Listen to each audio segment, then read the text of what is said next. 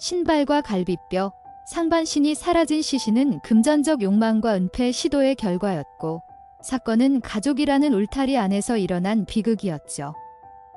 아침 여러분, 다크한 나이트메어 출발합니다. 안동 외곽의 밭 언덕, 삽 끝에 묘한 감촉이 걸리자 농부의 손이 덜덜 떨렸어요. 흙더미 속에서 드러난 건 검은 스타킹이었고 곧 이어 여성의 하반신이 형체를 드러냈죠. 순간 공기는 얼어붙었고 농부의 목에서는 비명조차 나오지 않았어요. 그는 삽을 내던지고 마을 어르신을 불러왔고 곧 경찰차의 사이렌이 어둠을 가르며 달려왔어요. 들판엔 봄의 새싹이 움트고 있었지만 그 자리만큼은 차갑게 얼어붙은 공포가 지배했어요. 발견된 시신은 허리 아래로만 남아있었어요. 치마와 스타킹, 신발까지 그대로 걸쳐져 있어 더 섬뜩했죠. 얼굴도 없고 상반신도 없는 몸뚱이가 밭 한가운데 덩그러니 버려져 있었어요. 경찰은 주변을 샅샅이 수색했지만 추가 흔적은 보이지 않았죠. 그러나 그 시신은 작은 단서를 품고 있었어요. 바로 왼팔뼈에 금속이 스치듯 박힌 흔적이었죠. 수술로 철심을 박은 전력이 있는 사람만이 남길 수 있는 흔적이었어요. 병원 기록을 대조하던 경찰은 곧 신원을 특정했어요. 45살 여성 서연, 몇 해 전 교통사고로 크게 다쳐 팔에 철심을 박았던 인물이었죠. 그녀는 최근 보험금을 받아 3,200만 원이라는 거금을 손에 쥔 상태였어요. 그러나 그 돈을 찾은 직후 행방이 묘연해졌다는 사실이 드러났죠. 지인들은 하나같이 서연은 흔적도 남기지 않고 사라졌다고 말했어요. 경찰의 의심은 점점 깊어졌고 그림자는 서서히 가족 쪽으로 향했어요. 경찰은 가족을 불러 조사했어요. 그런데 가장 가까운 이들이 이상하게도 차갑게 반응했죠. 어머니 윤정은 실종 신고조차 하지 않았고 담담하게 딸이 집 나간 것 같다고 말했어요. 표정은 담담했지만 눈빛에는 얼버무림이 스며 있었죠. 서연의 큰어머니 경숙은 사고 전날 10,000원을 빌려달라기에 건넸다고 회상했어요. 피해자의 마지막 흔적이 고작 10,000원이었다는 사실은 수사팀을 더 깊은 절망으로 끌어내렸죠. 조사 선상에 오른 건 서연의 남동생 도현이었어요. 보험금 인출 시기와 그의 경제 상황이 기묘하게 겹쳤기 때문이죠. 실제로 인출된 돈의 일부가 그의 빚과 생활비로 흘러들어간 흔적이 잡혔어요. 그는 누나가 스스로 돈을 맡겼다고 강변했어요. 그러나 경찰은 시신 훼손 정황과 공백의 시간을 파고들었죠. 어두운 방 안에서 쏟아지는 질문에 도현의 얼굴은 점점 무너져 갔어요. 끝내 그의 거짓말은 균열을 드러내기 시작했어요. 도현은 처음엔 누나가 죽여달라고 애원했다고 주장했어요. 하지만 그의 목소리는 떨렸고 눈빛엔 불안이 가득했죠. 경찰은 그가 말하는 자발적 동의가 얼마나 허황된 거짓인지 알고 있었어요. 시신 훼손은 그 자체로 의도와 계획을 말해주고 있었죠. 만약 우발적 범행이었다면 왜 머리와 팔을 따로 잘라 은폐했겠냐는 질문 앞에서 그의 입술은 굳게 닫혔어요. 긴 침묵은 이미 답을 말해주고 있었죠. 경찰은 돈의 흐름을 추적했어요. 서연이 찾은 보험금은 사라졌고 대신 도현의 계좌와 채무 변제 내역이 드러났어요. 그는 그 돈으로 사치품을 산 건 아니었지만 생활비와 빚 갚기에 흘려보냈죠. 흔적은 너무나 선명했고 거짓말은 더 이상 통하지 않았어요. 탐욕이 누나의 생명과 맞바꿔진 현실은 경찰조차 숨막히게 만들었죠. 결국 돈이 그의 목을 죄는 올가미가 되었어요. 도현의 체포 직후 마을은 충격에 휩싸였어요. 가족끼리 어찌 그런 짓을 하냐는 탄식이 여기저기서 터져나왔죠. 평소 말이 없고 성실하다던 그가 누나를 해쳤다는 건 믿기 어려운 일이었어요. 그러나 경찰이 공개한 범행 정황은 달랐어요. 밤새 이어진 신문 끝에 그는 토막 6기의 경로를 털어놓았고 사람들은 더 큰 공포에 빠졌어요. 그 어두운 진실은 소문보다 더 잔혹했어요. 시신 일부는 밭에서 발견됐지만 머리와 팔은 다른 곳에 묻혀 있었어요. 경찰은 그의 진술을 따라가며 어둡고 축축한 땅을 뒤졌죠. 흙 속에서 드러난 머리카락, 뼈 조각은 잔혹한 은폐의 흔적이었어요. 경찰은 현장을 마주하며 분노를 숨기지 못했어요. 가족의 손에 의해 훼손된 육신은 차가운 증거가 되어 범인의 거짓을 무너뜨렸죠. 무덤 같은 정적 속에 삽질 소리만 메아리 쳤어요. 법정에 선 도현은 끝까지 억울하다고 소리쳤어요. 누나가 원했다 라는 말을 반복하며 고개를 숙이지 않았죠. 그러나 검찰은 치밀하게 증거를 제시했어요. 시신 훼손, 돈의 사용처, 가족들의 증언까지 모두 그에게 불리했죠. 방청석에선 침묵과 한숨이 뒤섞였고 판사의 목소리는 단호했어요. 혈육을 배신한 탐욕의 결말은 단죄로 이어질 수밖에 없었어요. 긴 재판의 종지부가 내려지는 순간 법정 공기는 얼어붙었죠. 재판부는 그의 주장을 받아들이지 않았어요. 살인의 동기는 돈이었고 범행은 치밀했으며 그 결과는 끔찍했죠. 판결문 낭독이 이어지자 도현의 어깨는 내려앉았어요. 그는 여전히 억울하다고 했지만 아무도 그의 말을 믿지 않았죠. 진실은 이미 무덤에서 드러났으니까요. 탐욕과 배신으로 얼룩진 사건은 안동마을에 깊은 흉터를 남겼어요. 사람들은 이제 서로를 경계하는 눈빛으로 바라볼 수밖에 없었어요. 서연의 어머니 윤정은 법정에서 고개를 숙이고 있었어요. 딸을 지키지 못했다는 죄책감과 아들을 범인으로 키운 죄의식이 겹쳐 그녀를 짓눌렀죠. 한 가족 안에서 벌어진 참극은 노년의 삶마저 무너뜨렸어요. 한편 큰어머니 경숙은 경찰 앞에서 내가 10,000원을 준 게 마지막이 될 줄 몰랐다고 눈물을 흘렸죠. 돈에 얽힌 마지막 대화가 그렇게 비극의 서막이 될 줄 아무도 알지 못했어요. 이웃 주민들은 여전히 믿기지 않는다는 눈빛이었어요. 그들은 도현이 마을 모임에 참여하던 평범한 이웃이라고 생각했죠. 그러나 평범한 얼굴 뒤에 숨은 탐욕은 이웃 모두를 충격에 빠뜨렸어요. 아이들에게조차 사람도 무섭다우는 말을 가르쳐야 했죠. 평화롭던 농촌은 공포와 불신의 마을로 변했어요. 사건 현장을 지날 때마다 사람들은 고개를 돌리고 한숨을 내쉬었죠. 사건은 언론에 보도되며 전국적인 주목을 받았어요. 안동 누나 토막 살인 사건이라는 이름으로 불리며 혈육의 손에 희생된 비극으로 기록됐죠.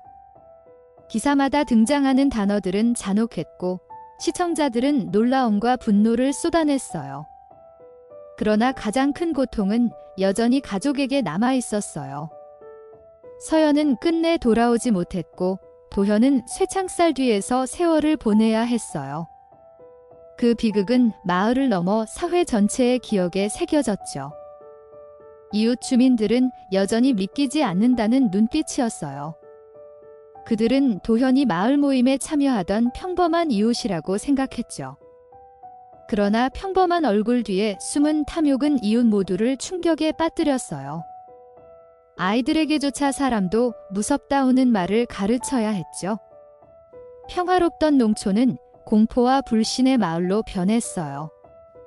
사건 현장을 지날 때마다 사람들은 고개를 돌리고 한숨을 내쉬었죠. 사건은 언론에 보도되며 전국적인 주목을 받았어요. 안동 누나 토막 살인 사건이라는 이름으로 불리며 혈육의 손에 희생된 비극으로 기록됐죠. 기사마다 등장하는 단어들은 잔혹했고 시청자들은 놀라움과 분노를 쏟아냈어요. 그러나 가장 큰 고통은 여전히 가족에게 남아 있었어요. 서연은 끝내 돌아오지 못했고 도현은 쇠창살 뒤에서 세월을 보내야 했어요. 그 비극은 마을을 넘어 사회 전체의 기억에 새겨졌죠. 형사강은 수사 과정에서 도현의 태도를 잊을 수 없었어요. 처음엔 무덤덤하게 대답했지만 추궁이 이어질수록 그의 손끝이 떨리고 시선은 바닥으로 떨어졌죠. 한밤의 취조실은 묘한 냄새로 가득했어요. 눅눅한 서류철, 희미한 담배 연기, 탁자 위에 번지는 차가운 물잔의 흔적까지 모든 게 신문을 압박했죠.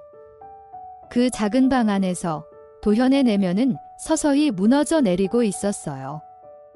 재판은 단순히 개인의 범죄를 넘어 사회적 화두로 번졌어요. 가족이란 울타리도 무너질 수 있구나 라는 목소리가 신문 지면과 방송 화면을 가득 채웠죠. 법정 스케치 기사엔 울고 있는 어머니의 그림자가 실렸고 인터넷 게시판엔 돈이 그렇게 무섭다는 한탄이 이어졌어요. 평범한 농촌의 한 구석에서 터져나온 사건이 모두에게 인간 본성의 어두운 면을 직시하게 만든 거였죠. 검찰은 도현이 보험금 인출 과정에서 보인 행동을 낱낱이 제시했어요.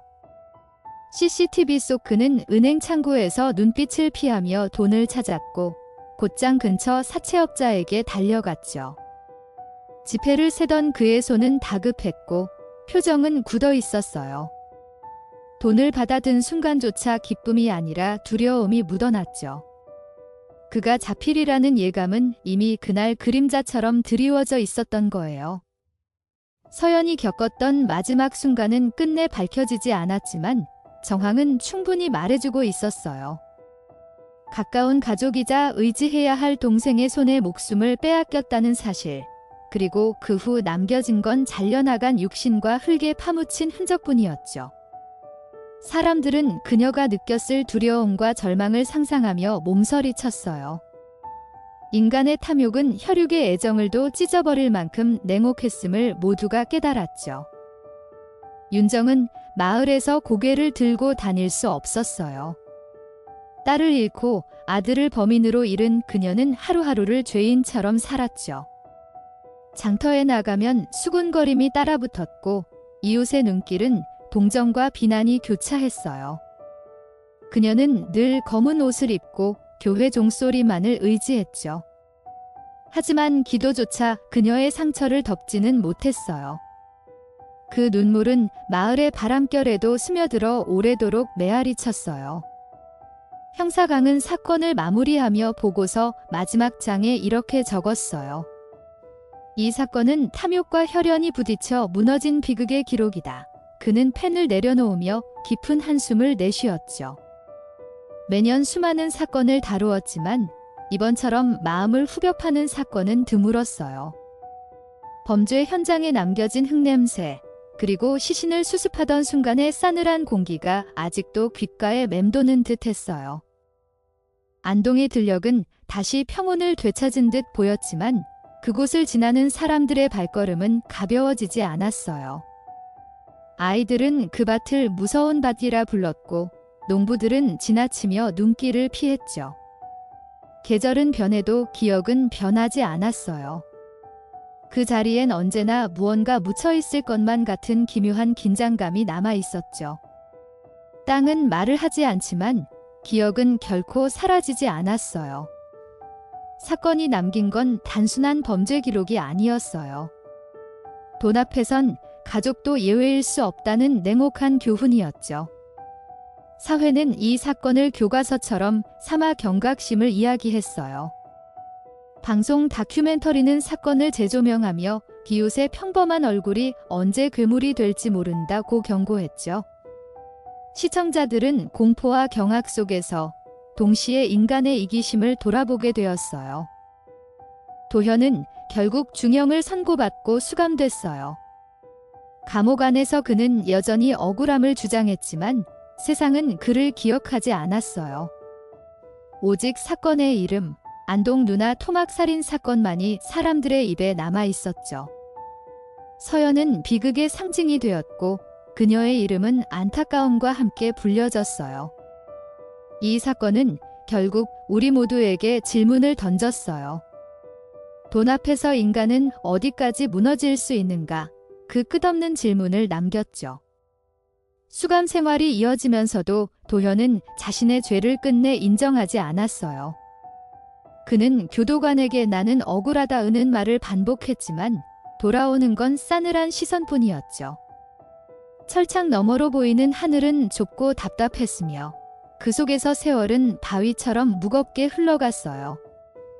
서연의 이름은 그의 입에서 결코 불리지 않았고 대신 그는 자신이 희생양이라 주장했죠. 그러나 세상은 그의 변명에 더 이상 귀 기울이지 않았어요. 마을 사람들은 시간이 흘러도 사건을 잊지 못했어요. 장터의 대화는 여전히 그날의 발견 장면으로 이어졌고 아이들은 어른들의 숨죽인 대화를 엿들으며 두려움을 배워갔죠. 밭길을 지나던 노인은 가끔 걸음을 멈추고 흙더미를 바라봤어요. 그의 눈에는 아직도 스타킹이 드러나던 순간의 섬뜩한 장면이 선명했죠. 일상은 이어졌지만 공기 속엔 지울 수 없는 그림자가 드리워져 있었어요. 언론은 사건의 여파를 오랫동안 다뤘어요.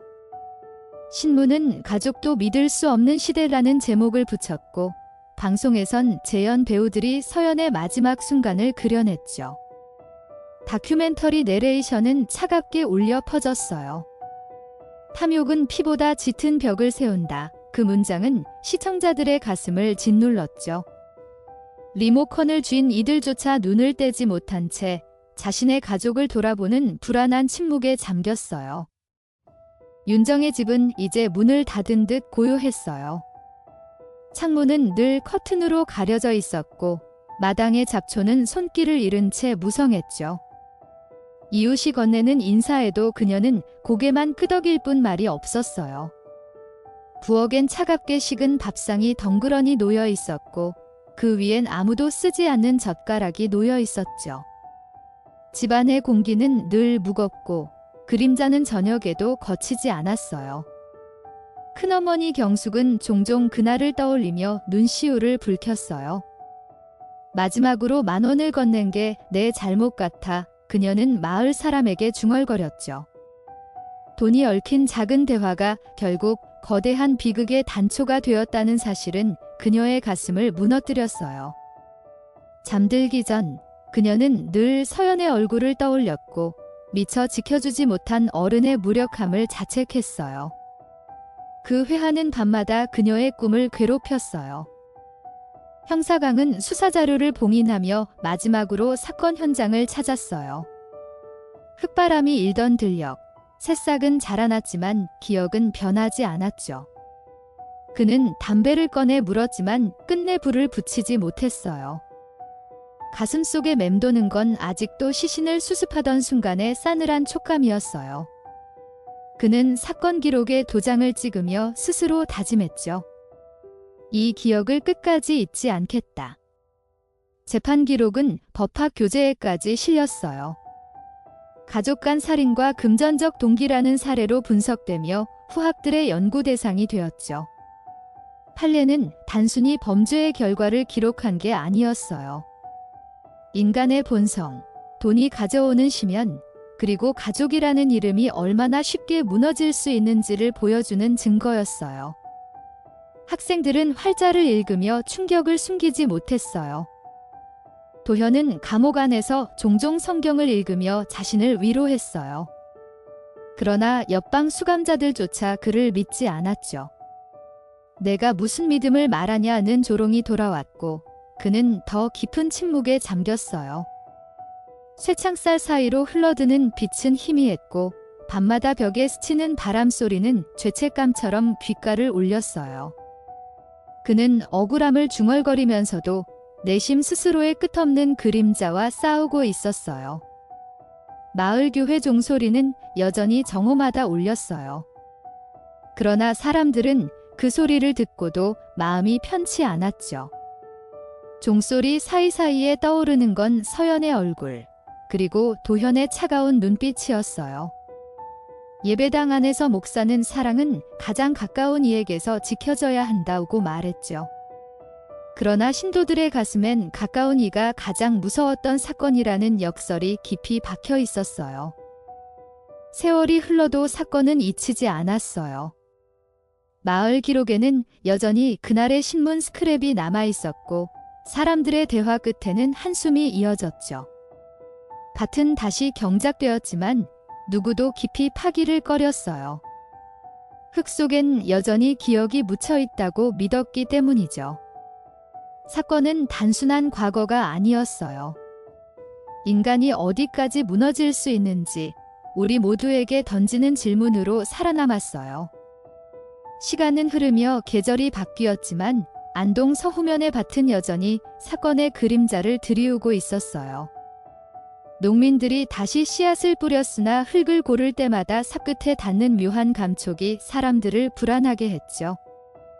여기서 뼈가 또 나오면 어쩌나 라는 속삭임이 이어졌고 아이들은 괜히 밭 근처를 피해 돌아갔어요. 바람은 유독 차갑게 불었고 잡초 사이로 스치는 새소리마저도 어딘가 음울하게 들렸죠. 대지는 침묵하고 있었지만 그곳을 밟는 발걸음마다 잔혹한 기억이 살아나고 있었어요. 윤정은 세월이 흘러도 안정을 찾지 못했어요.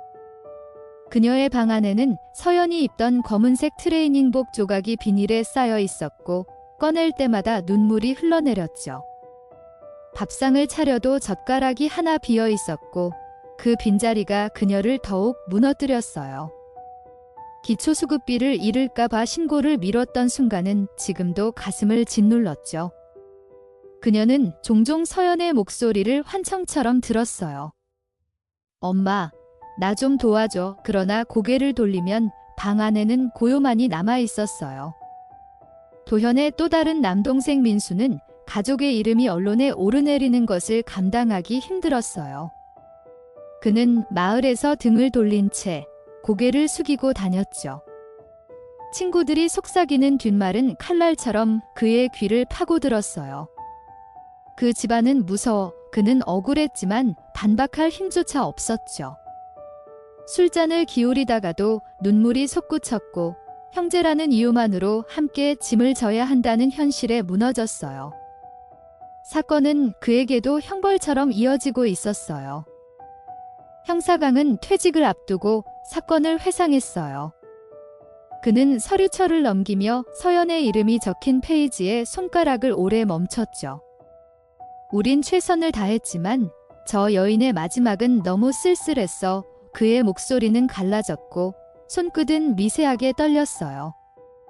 수많은 사건을 겪었지만 가족이 가족을 해치는 일은 그에게 가장 깊은 상처였죠. 그는 담배를 꺼냈다가도 불을 붙이지 못한 채 잿빛 하늘을 올려다보며 깊은 한숨을 내쉬었어요. 교도소 안의 도현은 시간이 갈수록 변명에 집착했어요. 그는 재소자들에게 나는 누나가 부탁해서 한 것뿐이야 라고 중얼거렸지만 아무도 믿지 않았어요. 밤이면 철창을 두드리며 잠을 이루지 못했고 벽에는 손톱으로 긁은 자국이 줄지어 남았죠. 구치소의 차가운 공기는 그의 고독을 더 깊게 파고들었어요. 그는 기도문을 읊조리며 죄책감을 덮으려 했지만 귓가에 울려 퍼지는 누나의 마지막 비명은 결코 사라지지 않았어요. 법정에서 판사가 판결을 내리던 순간 방청석은 숨조차 죽였어요. 피고인 도현에게 징역 20년을 선고한다. 나무망치가 내려치는 소리가 울리자 공기는 갈라진 유리처럼 깨져버렸죠. 윤정은 방청석에서 몸을 부르르 떨며 눈물을 흘렸고 민수는 얼굴을 감싸준 채 흐느꼈어요. 도현은 고개를 숙인 채 아무 말도 하지 않았어요. 그러나 그의 입술은 미세하게 움직이고 있었고 그 속에서 억울하다는 속삭임이 새어나왔어요. 사건은 학계와 언론에서 끝없이 회자됐어요. 심리학자들은 정신질환과 탐욕이 결합하면 인간은 예측할 수 없는 극단에 다다른다고 분석했죠. 사회학자들은 가족이라는 울타리가 가장 큰 위협이 될 수 있다. 이는 교훈을 적어냈어요. 신문은 여전히 사건의 흐릿한 흑백 사진을 실었고 라디오에선 다큐멘터리 톤으로 다시 사건을 재조명했어요. 마을 사람들은 채널을 돌리며 눈을 감았지만 귓가에 남은 목소리는 쉽게 사라지지 않았어요. 세월은 모든 것을 덮는 듯 보였지만 밭의 흙은 여전히 기억을 품고 있었어요. 누군가 지나가다 흙을 밟으면 그 속에서 들려오는 침묵은 마치 증언 같았어요. 서연의 삶은 비극으로 끝났지만 그녀가 남긴 흔적은 사회에 질문을 던졌죠. 가족이란 무엇인가? 탐욕 앞에서 우리는 어디까지 무너질 수 있는가? 이 사건은 단순한 범죄 기록이 아니었어요. 끝없는 다크가 만든 악몽, 우리 모두가 잊지 말아야 할 그림자였어요. 이번 다크한 나이트메어는 여기까지입니다. 끝까지 청취해주셔서 감사합니다. 작은 댓글, 구독과 좋아요로 힘을 보태주시면 큰 응원이 될 거예요.